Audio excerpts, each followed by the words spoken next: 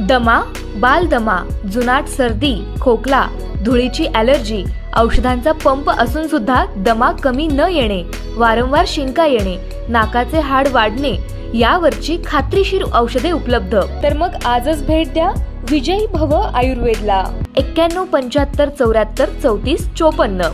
पत्ता नेवरी, तालुका कडेगाव, जिल्हा सांगली, पुणे व मुंबई या ठिकाणी सुद्धा।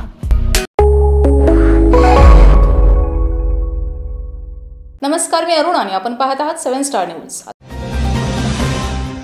विश्वात्मा सोशल असोसिएशन तर्फे गुरुपौर्णिमेनिमित्त देवनगर ते गारडी या रस्त्याच्या दुतर्फा 300 वृक्षांचे रोपण करण्यात आले। यावेळी अनेक निसर्गप्रेमी आणि वृक्षप्रेमींनी उत्स्फूर्तपणे सहभागी झाले। विश्वात्मा सोशल असोसिएशन गेली 21 वर्षे विटा शहर आणि परिसरात वृक्षारोपण आणि पर्यावरण रक्षण विषयी काम करत आहे। याचाच एक भाग म्हणून गुरुपौर्णिमेनिमित्त वृक्षारोपण करण्यात आले।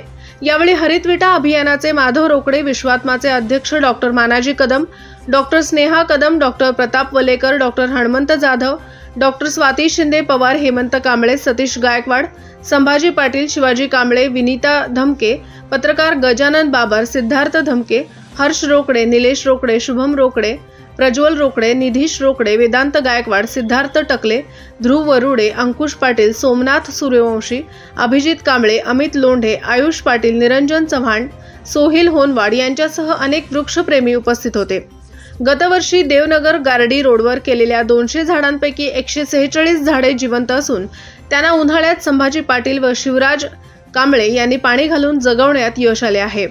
विश्वात्मा असोसिएशनने आजवर सुळकाई डोंगर, रेवणगाव, भांबर्डे, देवनगर, बलवडी, रामापूर, भिकवडी येथील दावल मलिक दर्गा परिसर, विटा येथील अनेक भागात वृक्षारोपण केले आहे। रेणावी घाटात पर्यावरण रक्षणाचे फलक लावले आहेत। संस्थेतर्फे विद्यार्थ्यांना आणि शाळांना हिरवाई पुरस्कार देऊन गौरवण्यात आले होते। रमेश जाधव, विठा।